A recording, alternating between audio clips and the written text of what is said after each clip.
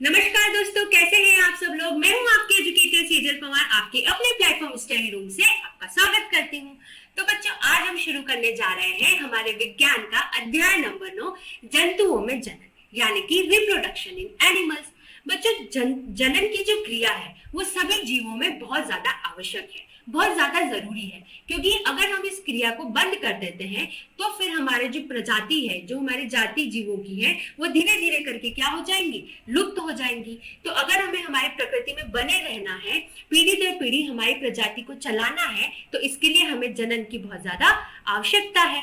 तो बच्चों, इस अध्याय में हम देखेंगे कि किस प्रकार से माता जो एक नवजात शिशु को जन्म देती है, उसके पहले की क्रियाएं क्या क्या होती हैं, किस प्रकार से जो है एक कोशिकीय जीव जो बनता है हमारा, शुरुआत में वो एक नवजात शिशु का रूप लेता है, और वो जो एक कोशिकीय जीव बनता है वो किस प्रकार से बनता है, ये सारी चीजें जो है वो हम इस अध्याय में पढ़ेंगे। तो चलिए ये चैप्टर जो है वो हम शुरू करते हैं। बच्चों, जिस तरीके से पौधों में जनन होता है, उसी प्रकार से जंतुओं में भी जनन की दो विधियां होती हैं। कौन कौन सी?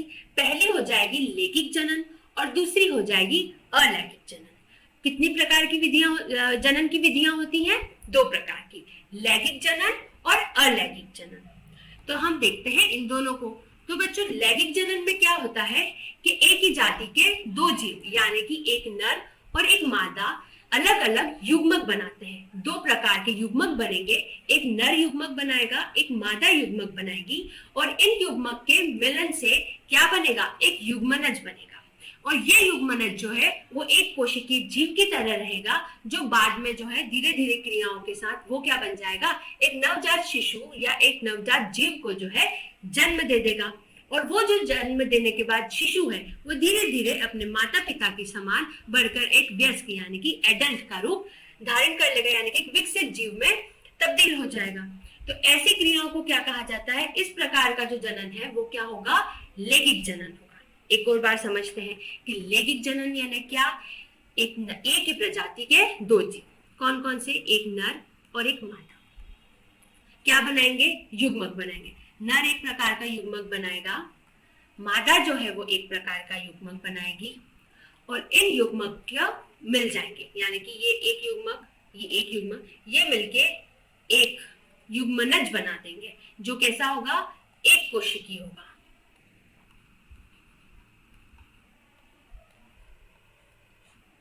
एक कोशिकीय होगा। फिर ये जो युग्मक है ये धीरे धीरे इसमें विभाजन होगा, और फिर ये क्या बना देगा, एक नवजात शिशु का रूप लेगा, एक नवजात जीव का रूप लेगा, और धीरे धीरे वो बढ़ के क्या हो जाएगा, एक वयस्क यानी कि माता पिता की तरह एडल्ट बन जाएगा। अब बच्चों, आपने बहुत बार सुना होगा कि ये जो है इसकी तो मम्मी जैसी आदत है, ये जो है पूरा अपने पापा जैसा दिखती है ना। तो ये क्यों होता है? क्योंकि जब हम युग्मक बनाते हैं, हमें माता से एक युग्मक मिलेगा, जिसे हम क्या कहते हैं, अंडाणु कहते हैं, और एक हमें पिता से युग्मक मिलेगा, जिसे क्या कहते हैं, शुक्राणु कहते हैं। ये दोनों मिलके क्या बना देते हैं, युग्मनज बना देते हैं। तो नर से मिले हुए नर का जो युग्मक है उसे क्या कहते हैं बच्चों, नर नहीं, मादा। मादा से जो युग्मक मिलता है उसे हम क्या कहते हैं बच्चों, अणाणु कहते हैं। और नर से जो हमें युग्मक मिलता है उसे हम क्या कहते हैं, नर के युग्मक को हम शुक्राणु कहते हैं। इन दोनों अणाणु और शुक्राणु दोनों में गुणसूत्र कितने होते हैं बच्चों? गुणसूत्र हमने देखा था कोशिका में कि केंद्रक के अंदर गुणसूत्र पाए जाते हैं, जिनमें आनुवांशिक सामग्री होती है जो पीढ़ी दर पीढ़ी चलती है। तो बच्चों, इसमें जो है हमने देखा है जो हम जीव है उसमें कितने गुणसूत्र हमने याद किए थे, हमारे अंदर होते हैं 47 गुणसूत्र, पर जो अणाणु और शुक्राणु होते हैं उनमें गुणसूत्र की मात्रा कितनी होती है, आधी होती है, यानी कि 23 गुणसूत्र रहेंगे। क्यों रहेंगे? क्योंकि जब युग्मक दोनों अणाणु और शुक्राणु जब मिलेंगे, मिलने की क्रिया को कहा जाता है निषेचन, और जब वो एक कोशिकीय जीव बना देंगे यानी कि युग्मनज बना देंगे, तो उसमें कितने हो जाएंगे, ये 23 मिलेंगे, ये 23 मिलेंगे, तो हमें जो है हमारा जो नंबर हमें चाहिए 47 का वो हमें मिल जाएगा। इसलिए जो है अणाणु और शुक्राणु में आधे आधे होते हैं। फिर ये जो युग्मनज बना ये धीरे धीरे भ्रूण बन जाएगा, और भ्रूण से जो है नवजात शिशु हमें मिल जाएगा, और नवजात शिशु जो है वो बड़ा होकर एक वयस्क यानी कि एडल्ट बन जाएगा। तो इसलिए जो बच्चों, क्योंकि हमें हमारे गुणसूत्र किससे मिले हैं, नर और मादा यानी कि माता पिता से मिले हैं, तो इसलिए हमारी जो आदतें हैं, क्योंकि उसमें क्या होता है, अनुवांशिक जो है जानकारियां रहती हैं, तो इसलिए हमारी बहुत सी आदतें हमारे माता पिता जैसी होती हैं, हमारी शक्लें जो है थोड़ी बहुत माता पिता पे जाती हैं, हमारा रंग रूप, हमारी आंखों का जो रंग होता है, या फिर हमारे बालों का जो तरीका होता है, किसी के जो घुंघराले बाल होते हैं, किसी के सीधे बाल होते हैं, वो अपने माता पिता पर जाते हैं। अब जो बच्चों हम देखते हैं कि युग्मक, हमने ये तो बोल दिया कि युग्मक जो है वो नर और मादा बनाते हैं, पर वो उनमें कहाँ बनते हैं बच्चों, तो नर और मादा के प्रजनन अंग यानी कि रिप्रोडक्टिव ऑर्गन्स में अलग अलग व्यक्तियों में जो है वो हमारे युग्मक यानी कि अडाणु और शुक्राणु जो है वो बनते हैं। और फिर ये जो युग्मक होंगे वो क्या बना देंगे, हमारा युग्मनज यानी कि एक कोशिकीय जीव जिसे हम जायगोट कहते हैं वो बन जाएगा। अब हम पहले पढ़ते हैं पुरुष जनन अंग, कि हमारे पुरुष में जो है वो जनन के अंग कौन कौन से हैं और वो किस प्रकार से जो है युग्मक, पुरुष का युग्मक क्या कहलाता है, शुक्राणु। शुक्राणु किस प्रकार से बनता है, तो बच्चों ये होता है पुरुष के जनन के अंग। इसमें हमें क्या क्या याद रखने हैं बच्चों, एक जोड़ा क्या होता है, वृक्षण यानी कि टेस्टिस पाया जाता है पुरुषों में, जो ये अंडा आकार होता है। कितने जोड़ मिलता है, एक जोड़ वृक्षण मिलता है। फिर ये जो है बच्चों आपको पतली सी जो नलियां दिख रही हैं दो, ये क्या होती है, इन्हें कहा जाता है,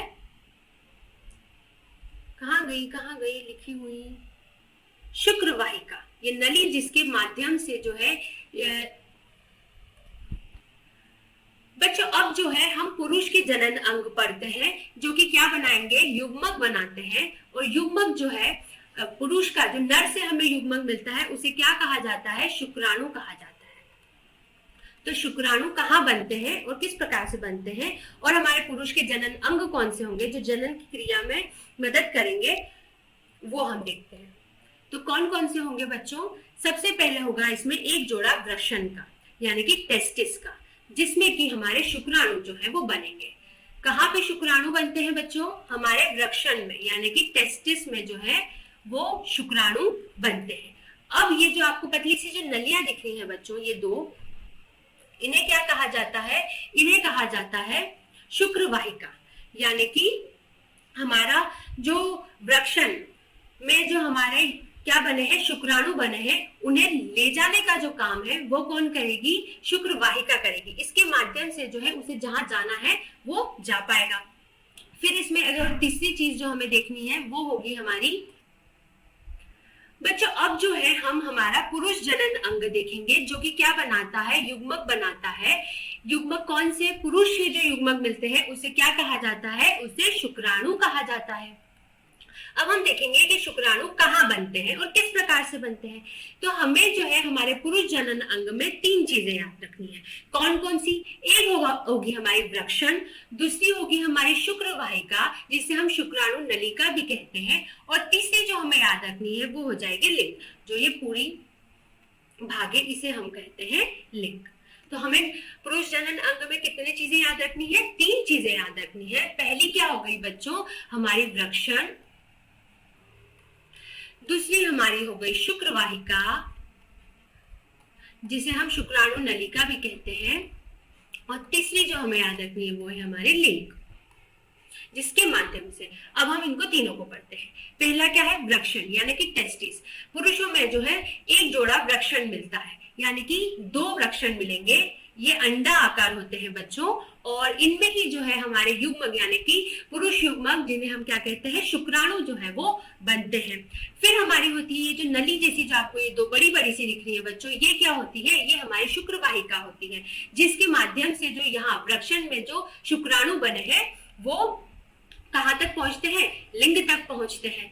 ये हमारे लिंग तक इसे पहुंचाती है। फिर तीसरी क्या होती है, लिंग होती है, जो यहाँ पे रहती है। ये पूरी जो है ये क्या हो जाएगी, ये लिंग हो जाएगी, जिसके माध्यम से शुक्राणु जो है वो बाहर मादा के अंग में जाते हैं। तो बच्चों यही चीजें जो है हमें इसमें याद रखनी है। एक और बार पढ़ते हैं कि हमें नर जनन अंग में क्या क्या क्या रहता है, एक जोड़ा वृषण रहता है यानी कि टेस्टिस रहती है, दो टेस्टिस रहेंगी हमारी, तो बच्चों हम एक और बार देखते हैं कि हमें क्या पढ़ना है कि हमें वृक्षण, एक जोड़ा वृक्षण मिलेगा नर जनन अंगों में, जिसमें क्या बनता है, जिसमें शुक्राणु बनता है। फिर जो है हमें 2 शुक्राणु नलिका मिलती है, जिसके माध्यम से शुक्राणु जो है वो शीर्ष यानी कि लिंग तक पहुंचता है, और लिंग जो है बच्चों उसके माध्यम से शुक्राणु जो है वो नर के शरीर से बाहर निकलता है। और बच्चों इसमें एक और बात गौर करने की है कि लिंग में जो है सिर्फ शुक्राणु ही नहीं, जो हमारी मूत्र होती है वो भी शरीर के बाहर निकलती है। तो ये एक तरीके से सामान्य मार्ग होता है किसके लिए, शुक्राणु और हमारे मूत्र को शरीर के बाहर निकालने के लिए। और जो हमारे शुक्राणु होते हैं वो कहाँ बनते हैं बच्चों, हमने अभी पढ़ा कि वो कहाँ बनते हैं, वृक्षण में बनते हैं। और जो शुक्र नलिका होती है वो हमारे शुक्राणु को कहाँ तक पहुंचाती है, लिंग तक पहुंचाती है। बस हमें इतना ही नर जनन अंग में याद रखना है। एक और बार रिवाइज कर लेते हैं। मैम आप कितना रिवाइज कराते हो? रिवाइज कराऊंगी तभी तो बच्चों आपको ये शब्द आपके दिमाग में बैठ जाएंगे और आपको जो है ये याद हो जाएंगे। तो हम एक और बार तीसरी बार बोलते हैं, क्योंकि चीजें ही बहुत कम है जो हमें याद रखनी है, तो हम इसे बार बार रिपीट करेंगे ताकि जो है ये हमारे दिमाग में बैठ जाए। तो बच्चों हमें देखना है, हमने देखा कि नर जनन अंग जो है उसमें हमने 3 चीजें पढ़ी। कौन कौन सी? एक होती है, एक जोड़ा वृक्षण होता है, उससे जुड़ी हुई 2 शुक्र नलिका होती है और एक लिंग होती है। तो जो हमारे शुक्राणु यानी कि युग्मक, कौन से नर युग्मक जो होते हैं वो क्या होते हैं, शुक्राणु होते हैं। वो कहाँ बनते हैं, वो वृक्षण में बनते हैं। वृक्षण में बन के वो शुक्राणु नलिका से होते हुए लिंग में जाते हैं और लिंग से जो है वो शरीर के बाहर जाते हैं, ताकि मादा के अणाणु से मिल सके और मिलके क्या बना दे, युग्मनज बना दे। अब हमें लिंग में एक और चीजें जो याद रखने की कही थी वो ये थी कि लिंग जो है वो सामान्य मार्ग होता है किसके बाहर जाने का, एक तो हमारे शुक्राणु का और साथ में है मूत्र विसर्जन का। ये दोनों किसके थ्रू होती है, किसकी सहायता से होती है, लिंग के माध्यम से होती है। अब हम देखेंगे हमारा जो शुक्राणु है वो किस प्रकार से दिखता है। तो बच्चों इस प्रकार से जो है हमारा शुक्राणु दिखेगा।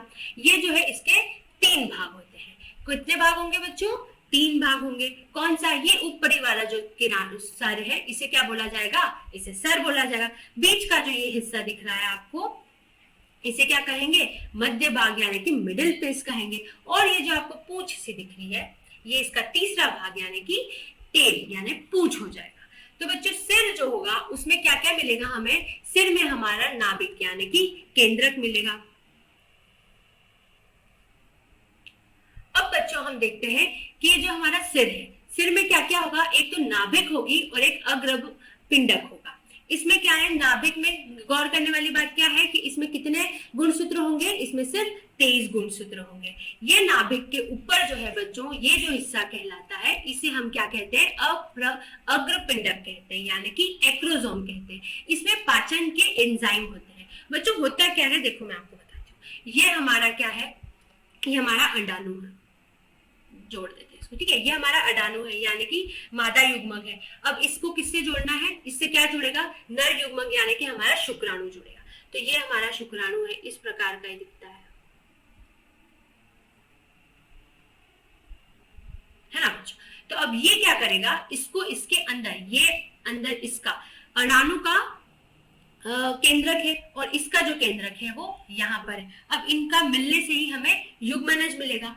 तो ये क्या करेगा, शुक्राणु इसके अंदर जाएगा, इसमें छेद करेगा और छेद के माध्यम से अंदर जाके इस केंद्रक के साथ मिल जाएगा और जो है एक कोशिकीय युग्मनज बना देगा। तो इसके लिए क्या करना पड़ेगा, इसे अंडाणु में थोड़ा सा छेद करके इसके अंदर घुसना होगा।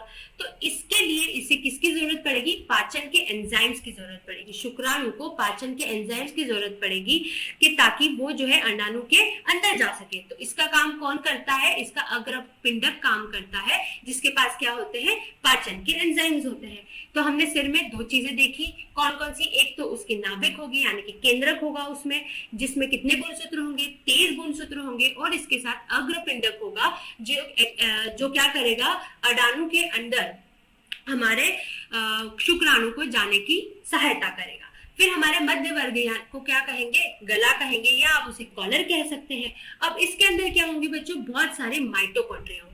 आपने देखा है माइटोकॉन्ड्रिया का काम क्या होता है, ये पावर हाउस मतलब कि बिजली घर कहलाता है, क्योंकि इससे क्या होता है, ऊर्जा मिलती है। इसके पास एटीपी होती है, एटीपी के माध्यम से ये क्या प्रदान करता है, ऊर्जा प्रदान करता है।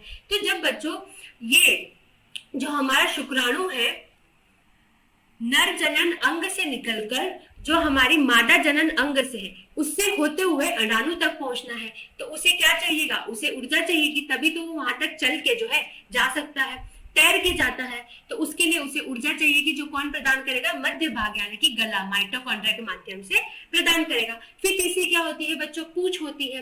पूंछ किसका काम करेगी, उसे चलने में सहायता करेगी, ताकि वो जो है महिला जनन अंग से होते हुए जो है कहां तक पहुंच सके, अंडाणु तक, जहां पे अंडाणु है वहां तक वो पहुंच सके। तो हमारे जो शुक्राणु है उसके 3 भाग देखे, कौन कौन से बच्चों, पहला हो गया हमारा सर, दूसरा हो गया हमारा मध्य भाग और तीसरा जो हो गया वो हमारा पूंछ हो गया। सिर में जो है 2 चीजें मिलेगी, कौन कौन सी, एक मिलेगी हमें केंद्रक और एक मिलेगी हमें अक्रपिंडक। केंद्रक जो है उसमें हमारी अवांछुनुगत सामग्री रहेगी और उसमें जो गुणसूत्र है किसके माध्यम में रहेगी, गुणसूत्र में रहेगी, और उसमें गुणसूत्र कितने पाए जाएंगे, आधे पाए जाएंगे यानी कि 23 पाए जाएंगे। और इसके साथ इसमें अग्रपिंडक रहेगा जो कि क्या करेगा, अंडाणु जो है हमारा मादा युग्मक है उसके अंदर घुसने के लिए इसकी सहायता करेगा। इसमें क्या मौजूद होता है, पाचन के एंजाइम्स मौजूद होते हैं। फिर हमने गला देखा यानी कि मध्य भाग देखा, उसमें बहुत सारे माइटोकॉन्ड्रिया मौजूद होते हैं, जिसका काम क्या होता है कि उस जो हमारा शुक्राणु है वो जिस प्रकार से नर जनन अंग से होते हुए मादा जनन अंग के अंदर से अंडाणु तक जाएगा, उसे क्या चाहिएगी, ऊर्जा चाहिएगी। उस ऊर्जा को प्रदान कौन करता है, मध्य भाग माइटोकॉन्ड्रिया को रख के प्रदान करता है। फिर तीसरा का जो है हमारा पूंछ है, जो सहायता करेगा उसे चलने में, तैरने में, ताकि वो महिला जनन अंग से अंदर होते हुए अंडाणु तक पहुंच सके। अब हम इसे एक बार और देख लेते हैं कि हमारा जो शुक्राणु है वो बहुत सूक्ष्म होता है, बहुत छोटा सा होता है बच्चों। इसमें 3 भाग होंगे, सिर, मध्य भाग और पूंछ। फिर हर शुक्राणु जो है वो एकल कोशिका होती है, एक कोशिका से मिलकर बना हुआ होता है, जिसमें जो है गुणसूत्र कितने होंगे, आधे यानी कि 23 होंगे। और जो हमारी पूंछ है उसका काम क्या होता है, महिला यौन अंगों में अंडे तक पहुंचाने में मदद करना। बच्चों अब हमने जिस प्रकार से हमारे नर जनन अंग देखे उसी प्रकार से अब हम मादा जनन अंग देख लेते हैं। मादा से हमें कौन से युग्मक मिलते हैं, युग्मक का नाम होता है अंडाणु मिलते हैं। अब ये कहाँ मिलते हैं, कहाँ बनते हैं, मादा की कौन से जनन अंग में मिलते हैं, ये हम देखते हैं। तो हमें इसमें 3 चीजें याद रखनी है। हमारे जो अंडाणु है ये कहाँ बनेंगे, ये अंडाशय से निकलेंगे। ये 2 अंडाशय मिलने जाते हैं मादा में, जिसमें से क्या निकलते हैं, अंडाणु निकलते हैं। और ये जो आपको नलियां दिख रही हैं इसे हम कहते हैं डिंब वाहिनी या फिर हम इसे अंडाणु वाहिनी कहा जाता है। और तीसरा भाग जो है ये पूरा जो दिख रहा है इसे कहा जाता है गर्भाशय, जहां पर गर्भ जो है वो धारण होता है, विकसित होता है, बड़ा होता है। और फिर यहाँ से जब वो बड़ा होकर विकसित बन जाता है तो यहाँ से निकल के वो बाहर आ जाता है, नवजात शिशु के रूप में जन्म लेता है। तो हमें इसमें 3 भाग देखने हैं, कौन कौन से बच्चों, पहला हो गया अंडाशय। कितने अंडाशय रहते हैं, 2 अंडाशय रहेंगे। फिर उसके बाद 2 ही उन्हीं के लिए 2 डिंब वाहिनी रहेंगी, या इसे आप क्या कह सकते हैं, इसे आप अंडाणु वाहिनी भी कह सकते हैं। और फिर तीसरा जो है गर्भाशय, जिसमें क्या होगा, गर्भ धारण होगा। और बच्चों ये जो हमारे डिंब वाहिनी है उसका जो सबसे निचला हिस्सा होता है वो कुछ इस प्रकार से होता है, पंखों जैसा होता है। क्यों होता है, क्योंकि जैसे ही ये जो अंडाशय है ये क्या देती है, ये हमें अंडाणु देती है। तो ये जो इस तरीके के पंख जैसे जो ये होते हैं इन्हें आसानी से जो है उनको पकड़ लेते हैं। जो ये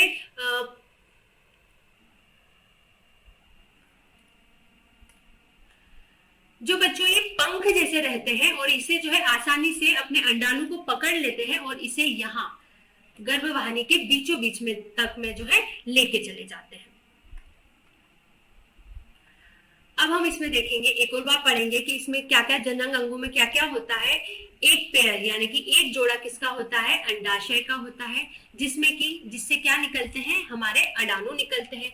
फिर इन्हीं से जुड़े हुए दो क्या मिलेंगे हमें, अंडवाहिनी मिलेगी, यानी कि डिंब वाहिनी भी कह सकते हैं या अंडवाहिनी कह सकते हैं। अंडवाहिनी मिलेगी, ये भी कितनी होंगी, दो होंगी, और दो अंडाशय होंगी, और तीसरी जो है वो क्या होगी, हमारी गर्भाशय होंगी, जिसमें कि जो है गर्भ धारण होता है। ये कितनी होती है, एक होती है। अब बच्चों हर महीने जो है महिला के अंदर से एक अंडाणु निकलता है, मतलब जो हमारे पास दो अंडाशय है उसमें हर महीने नहीं निकलेगा, एक एक महीने छोड़ के, मतलब एक अंडाणु से पहले महीने अगर एक बच्चों हमारे जो अंडाशय है उनसे क्या निकलते हैं, हमारे अंडाणु निकलेंगे। तो हमारे पास अंडाशय कितने हैं, दो हैं, पर हर महीने जो है सिर्फ एक ही अंडाणु, सिर्फ एक अंडाणु जो है वो हर महीने निकलता है। तो कैसे निकलेगा कि पहले महीने जिस अंडाशय से अंडाणु निकला, अगले महीने दूसरे अंडाशय से निकलेगा, फिर तीसरे महीने पहले वाले अंडाशय से निकलेगा, मतलब एक महीना छोड़ के एक महीना छोड़ के एक महीना जो है अंडाणु निकलता है एक अंडाशय से। अब बच्चों जो है हम अंडाणु को देखते हैं कि किस प्रकार से जो है अंडाणु दिखता है। तो बच्चों ये कैसा होगा, इस प्रकार से गोलाकार होगा। ये भी क्या होगी, ये भी एकल कोशिका रहेगी, एक कोशिका अंडाणु रहेंगी। और इसमें जो है क्या क्या मिलेगा, इसमें भी नाभिक, नाभिक तो हमें किसमें मिला था, शुक्राणु में भी मिला था, नाभिक रहेगा। साथ में जो है कोशिका द्रव, यानी कि हमने जो कोशिका चैप्टर में कोशिका द्रव पढ़ा था, साइटोप्लाज्म पढ़ा था, वो भी इसमें मिलता है। जो हमारा शुक्राणु था बच्चा, उसमें जो है हमें कोशिका द्रव नहीं मिला था, इसमें जो है हमें कोशिका द्रव मिला था। तो बच्चे एक इंटरेस्टिंग सी बात है कि जैसे कभी कोर्ट वगैरह में जाते हैं और माता पिता में तो बच्चे एक इंटरेस्टिंग सी बात होती है कि जैसे अगर जो माता पिता हैं वो साथ में नहीं रहते हैं और अगर उनका तलाक हो जाता है और बच्चों को लेकर जो उनकी कस्टडी की बात होती है, तो जो प्राथमिकता होती है वो हमेशा माता को मिलती है। बच्चे की कस्टडी की जो प्राथमिकता है वो माता को मिलती है, कि माता जो है वो बच्चे को रख सकती है। वो इसलिए होता है, अगर हम विज्ञान के तौर पर देखें तो क्योंकि जो पिता होता है बच्चों, वो बच्चे को क्या दे रहा है, वो सिर्फ और सिर्फ नाभिक यानी कि केंद्रक दे रहा है, पर माता जो है बच्चों वो अपने बच्चे को केंद्रक के साथ साथ में कोशिका द्रव यानी कि साइटोप्लाज्म भी दे रही है। और कोशिका द्रव बच्चों हमने उस चैप्टर में पढ़ा था कि कोशिका द्रव में ही सारी रासायनिक क्रियाएं होती हैं। तो अगर एक कोशिका को कोई जीवित रखता है तो वो कौन रखता है, वो कोशिका द्रव रखता है, क्योंकि सारे अंगक वगैरह किसमें मौजूद होते हैं, कोशिका द्रव में मौजूद होते हैं। इसलिए जो है माता को ज्यादा प्राथमिकता दी जाती है। तो बच्चों अब आ जाते हैं वापस से हम इसी टॉपिक पे कि अंडाणु जो है वो क्या होता है, एकल कोशिका रहती है। इसमें भी जो गुणसूत्र है कितने पाए जाएंगे, 23 गुणसूत्र पाए जाएंगे। तो बच्चों हमारी जो अंडाणु है वो तो इतनी है, बस ये इतनी है, ठीक है, ये इतनी सी। इसके बाहर जो है बच्चों एक प्रकार का पदार्थ मिलता है जिसे क्या कहा जाता है, कोरोना रेडिएटा। इसके आसपास जो है बच्चों ये जो जगह होती है ये वाली, इसे कहा जाता है, एक जेली परत मौजूद होती है जिसे क्या कहा जाता है, जोना पेलुसिडा कहा जाता है। और उसके पास में जो है अलग प्रकार की एक कोशिका मिलती है जिन्हें हम कहते हैं कोरोना रेडिएटा। अब जो हमारा जो बच्चों अंडाणु रहता है उसके अंदर कुछ कणिका मिलती है जिन्हें हम कहते हैं कॉर्टिकल ग्रैन्यूल, या फिर हम उसे कह सकते हैं मस्तिष्क प्रांतस्था संबंधित कर्णिका। आपको इतना याद नहीं रखना है, बस आप इसको कर्णिका की तरह याद रख लीजिए कि उसके अंदर कुछ कर्णिका भी मिली जाती है। तो हमने देखा कि अंडाणु जो है वो क्या एकल कोशिका होती है, इसके अंदर नाभिक और कोशिका द्रव मिलता है और साथ में कुछ कर्णिका मिलते हैं, और इसके आसपास जो है एक जेलीनुमा परत होती है जिसे क्या कहा जाता है, जोना पेलुसिडा कहा जाता है। और बच्चों अब जो है ये इस प्रकार से रहती है ना। तो ऐसी जब ये रहेंगी तो हमारा जो है शुक्राणु जो है वो आएगा। अच्छा नहीं बना बच्चों, जैसा भी बना आप देख लीजिए। जो शुक्राणु है इसको, उसके अंदर जो है एक्रोसोम क्यों पाया गया है, अग्रपिंडक जो है वो क्यों पाया गया, ताकि वो इन सबको पार करके जो हमारे केंद्रक है वहां तक जा सके। अब हम एक और बात देख लेते हैं कि स्त्रियों में जो है मास प्रति मास जो है दोनों अंडाशय में से किसी एक अंडाशय से विकसित अंडाणु यानी डिंब का निर्मोचन यानी कि रिलीज जो होती है वो कहाँ रिलीज होगी, अंड वाहिनी में रिलीज होगी। और जो हमारा अंडाणु होता है बच्चों जो हमारा अंडाणु है वो कैसा होगा, वो भी बहुत सूक्ष्म होगा। जैसे कि हम में बहुत ही सूक्ष्म छोटा सा अंडाणु मिलता है, पर कुछ में जैसे कि हमने देखा मुर्गी या बतख में जो है वो अंडाणु बहुत ही बड़ा होता है। और सबसे बड़ा अंडाणु मतलब एकल कोशिका किसमें मिली जाती है, शुतुरमुर्ग के अंडे में मिली जाती है। ये सबसे बड़ा अंडा जो है उसे निकालती है या फिर उसे कह सकते हैं रिलीज करती है। बच्चों अब जो है आपके लिए एक क्रियाकलाप है। आप क्या करेंगे कि आपके आसपास अगर वर्षा ऋतु के समय कोई पास में तालाब हो या फिर कोई झरना वगैरह बह रहा हो, तो अगर आप वहां पे जाके देखेंगे, कौन सी ऋतु में, सिर्फ वर्षा ऋतु के समय अगर आप वहां पे जाएंगे तो आपको जल में तैरते हुए मेंढक के अंडे दिखेंगे। वो खूब सारे ऐसे छोटे छोटे से रहेंगे, सफेद कलर के रहेंगे और उसमें काले कलर का ऐसा बूंद रहेंगे। आप उसे वहां पे जाके देखेंगे तो इस प्रकार से आपको उसके अंडे आप देख सकते हैं।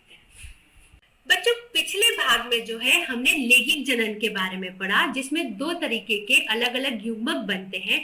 हमने जो है नर और मादा के जनन अंग पढ़े और साथ में देखा कि जो हमारे युग्मज है, दो प्रकार के जो युग्मक हमने पढ़े, अंडाणु और शुक्राणु, वो किस प्रकार से दिखते हैं और वो जो है जनन अंग में कहाँ पर बनते हैं। हमने ये सारी क्रियाओं को देखा। अब जो है बच्चों हम उसके आगे की क्रिया देखते हैं कि जब शुक्राणु और अंडाणु बन गए तो इनका मिलन किस प्रकार से होगा और किस प्रकार से जो है युग्मनज बनेंगे, वो हम इस भाग में देखते हैं। तो चलिए ये भी हम शुरू करते हैं। बच्चों मैंने आपको पहले भी एक क्रियाकलाप दिया था कि अगर आप वर्षा ऋतु के समय पास के किसी तालाब में जाएंगे तो आपको क्या दिखेंगे, आपको मेंढक के अंडे दिखेंगे। तो आप उसी प्रकार मेंढक या छिपकली, तितली, ये तो आसपास ऐसे जीव जंतु जो हमारे आसपास दिखते रहते हैं, या फिर मुर्गी, कौवा, इनके किसी भी पक्षी के आप अगर अंडे देखेंगे तो आप क्या पाएंगे कि जैसे मेंढक होते हैं, तितली होती है, इनके जो अंडे रहते हैं वो बहुत ही सूक्ष्म यानी कि छोटे छोटे से होते हैं। और जो मुर्गी, कौवा, इनके जो अंडे रहेंगे ये बड़े रहेंगे और इनके ऊपर जो है एक परत रहेगी। आप अगर इन्हें देख सके तो आप इन्हें जरूर देखें और एकत्र करके इनके चित्र बनाएं। बच्चों हम जो है अब निषेचन देखेंगे कि निषेचन क्या होता है। हमारे शुक्राणु और अंडाणु का जो मिलन होता है बच्चों, उसे हम क्या कहते हैं, निषेचन कहते हैं। इसमें क्या होता है कि ये जैसे हमारा अंडाणु है जो कि किससे मिलके बना है, ये युग्मक किसका है, मादा का युग्मक है अंडाणु, और फिर ये हमारा हो गया शुक्राणु। बच्चों मेरी ड्राइंग अच्छी नहीं है तो आप ना थोड़ा सा एडजस्ट कर लेना, ठीक है। ये हमारा शुक्राणु हो गया। तो ये इसका केंद्रक है, ये इसका केंद्रक है। तो अब क्या होगा कि ये जो अणाणु तक शुक्राणु पहुंचेगा और इसको जो है छेद करके इसके अंदर जाके इसके साथ मिल जाएगा और इन दोनों के जो केंद्रक है वो मिल जाएंगे और एक केंद्रक बना के कुछ इस प्रकार से जो है एक जाइगोट यानी कि युग्मनज का जन्म हो जाएगा, एक जीव बन जाएगा। तो इस क्रिया को क्या कहा जाता है, इसे फर्टिलाइजेशन यानी कि निषेचन कहा जाता है। इसमें जो है दोनों केंद्रक मिलके एक केंद्रक बना देंगे और क्या बन जाएगा, युग्मनज बन जाएगा। अब इसे जो है बच्चों हम पिक्चर के फॉर्म में देख लेते हैं कि ये जो हमारा था अंडाशय, ठीक है, हमने ये मादा में देखा था कि ये जो निषेचन की क्रिया है बच्चों, ये हम जीव में कहाँ मिलती है, ये हमारे मादा के अंदर होती है। तो क्या होगा, ये हमारा अंडाशय था, इसमें से क्या निकलेगा, अंडाणु निकलेगा और वो जो है फिमरे की सहायता से कहाँ तक पहुंच जाएगा, अंडवाहिनी के बीच में पहुंच जाएगा। ये हमारा अंडाणु है। यहाँ तक जो है किसको पहुंचना है, शुक्राणु को पहुंचना है। शुक्राणु जो है वो हमारे नर जनन अंग से होता हुआ, लिंग से होता हुआ कहाँ बाहर निकलेगा और पहुंच जाएगा कहाँ तक, हमारे गर्भाशय में पहुंचेगा। गर्भाशय से होते हुए वो ये सारी दूरी तय करेगा और ये अंडाणु तक पहुंचेगा। अब ये अंडाणु जो है ये हमारा अंडाणु है, इसके आसपास की जो ये छोटी छोटी सी जो कोशिकाएं हैं इसे क्या कहेंगे, हमने बोला था इसे कोरोना रेडिएटा कहा था। अब ये जो शुक्राणु है इसको भेद करके अंदर जाएगा। अरे ये क्या हो गया, हमारा जो शुक्राणु है वो इसे भेद करके अंदर जाएगा और इसके साथ मिलके जो इसके अंदर केंद्रक है और अपना केंद्रक को मिला के एकल केंद्रक जो है वो बना देगा, और ये मिलके क्या बना देंगे, एक युग्मनज, एकल कोशिका रहेगी जिसमें कि दो केंद्रक के मिलके एकल केंद्रक रहेगा। अब इसकी परिभाषा जो है वो आप क्या लिखोगे, निषेचन की प्रक्रिया स्त्री से एक अंडाणु और पुरुष से एक शुक्राणु कोशिका का मिलन होता है। बच्चों इसीलिए क्योंकि ये मिलन होता है, इसमें गुणसूत्र जो हमारे केंद्रक है वो एक मिल के एक केंद्रक बन जाते हैं, इसीलिए जो है हमारे कुछ गुण हमारे माता पिता से के जैसे होते हैं।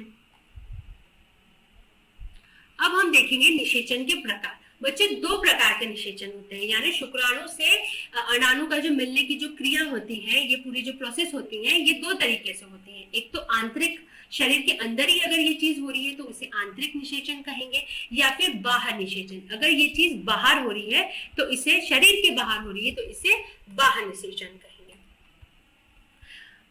अब हम देखते हैं आंतरिक निषेचन। इसका मतलब क्या होता है कि मादा के शरीर के अंदर ही अगर ये निषेचन हो रहा है, जो शुक्राणु है वो मादा के शरीर के अंदर जा रहा है और जो है अंडाणु से मिल करके जो है युग्मनज बना रहा है, तो उस क्रिया को हम क्या कहेंगे, किस प्रकार का निषेचन कहेंगे, आंतरिक निषेचन कहेंगे। ये किस किस में मिलता है, जैसे मानव, कुत्ते, बिल्ली, चिड़ियाओं में इस प्रकार का निषेचन मिलता है। अब जैसे ये मुर्गे मुर्गी है ना, इसमें क्या होगा, ये हमारी, जैसे कि बच्चों इसमें जो है ये मादा है और ये नर है।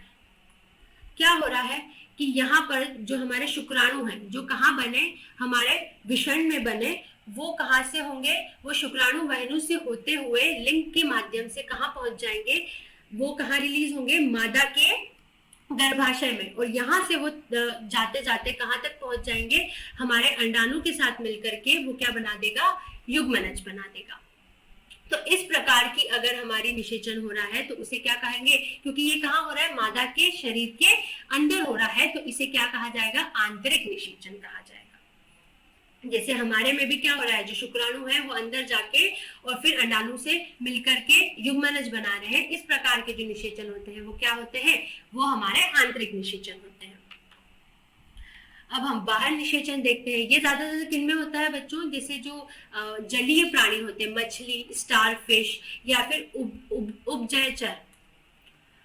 बच्चों अब जो है हम बाह्य निषेचन देख लेते हैं। इसमें क्या होता है बच्चों कि ये जो निषेचन है इसमें शुक्राणु और अंडाणु जो कि हमारे नर और मादा के जनन अंगों से निकले हैं, बाहर आए हैं शरीर के, वो कहाँ पे निषेचन करेंगे, ये बाहर, शरीर के अंदर निषेचन ना करके कहीं और बाहरी जगह पे निषेचन अगर इनका होगा और युग्मक बनेंगे तो वो किस प्रकार का निषेचन होगा, वो बाहर निषेचन होगा। ये ज्यादातर किसमें होता है बच्चों, ये हमारे जलीय प्राणियों में होता है, जैसे कि हमारी मछलियां हो गई, स्टारफिश हो गई, या फिर जो है उपजयचर, यानी कि वो जानवर जो कि पानी में भी रहते हैं और जो है जमीन पे भी रहते हैं, उनमें ये इस तरीके की जो निषेचन है वो देखने को मिलता है। इसमें क्या होगा बच्चों, जैसे ये जो हमारी मादा मछली है वो बहुत सारे जो है अंडाणु को जो है वो पानी के अंदर एक जगह पे बाहर उस अपने शरीर के निकाल देगी। ये हमारे सारे क्या है, अंडाणु है।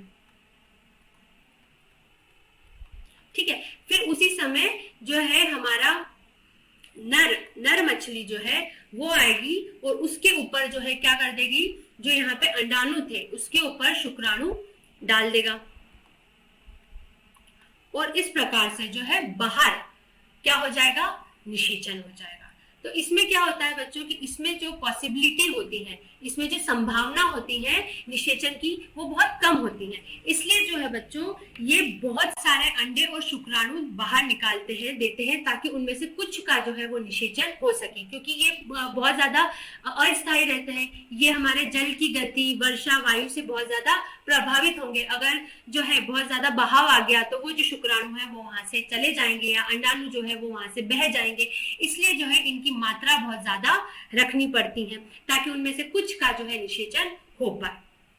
और ऐसे बहुत सारे जंतु होते हैं बच्चों जो इन अंडों को जो है भोजन के रूप में लेते हैं, तो उनसे बचाने के लिए भी जो है हमें बहुत सारे अंडे या शुक्राणु को निकालना होता है, बनाना होता है, ताकि जो है हम इनसे भी इन्हें बचा सकें। बच्चों अब जो है हम एक महत्वपूर्ण तथ्य पढ़ते हैं कि कुछ मनुष्य के जोड़े जो है जो माता पिता बनना चाहते हैं पर किन्हीं कारणों से उन्हें संतान की प्राप्ति नहीं हो पाती है। जैसे कि नर जो होता है, पुरुष जो होता है, उसके शुक्राणु की जो संख्या है वो कम रहती है, या फिर जो शुक्राणु है वो कमजोर रहते हैं, जो इतनी दूरी अंडाणु तक जाने की पूरी नहीं कर पाते हैं, जिसके कारण निषेचन की प्रक्रिया नहीं हो पाती है। या फिर मादा में जो अंडाणु है वो इस प्रकार के नहीं होते, वो इतने विकसित नहीं होते कि उनमें जो है निषेचन हो पाए। तो इन कारणों की वजह से जो जोड़े संतान विहीन रह पाते हैं, जिन्हें संतान की प्राप्ति नहीं हो पाती है, उनके लिए जो है नए वैज्ञानिकों ने एक नया तरीका निकाला है जिसे कि कहा जाता है इन विट्रो निषेचन,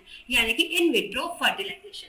इसमें क्या करते हैं बच्चों, जो स्पेशलिस्ट डॉक्टर्स होते हैं, इनके लिए जो डॉक्टर्स रहते हैं, जो इनकी पढ़ाई करते हैं और इनका तरीका सीखते हैं, वो इनको करते हैं हॉस्पिटल्स में। और उसमें ये क्या करते हैं कि जो स्त्री के गर्भ से वो अंडाणु निकालते हैं, और जो हमारे पुरुष हैं उनके अंदर से जो है शुक्राणु को निकाला जाता है, और शरीर के बाहर ही हमारे उपकरणों की सहायता से जो है इस अंडाणु को शुक्राणु के साथ मिला करके युग्मक बनाया जाता है।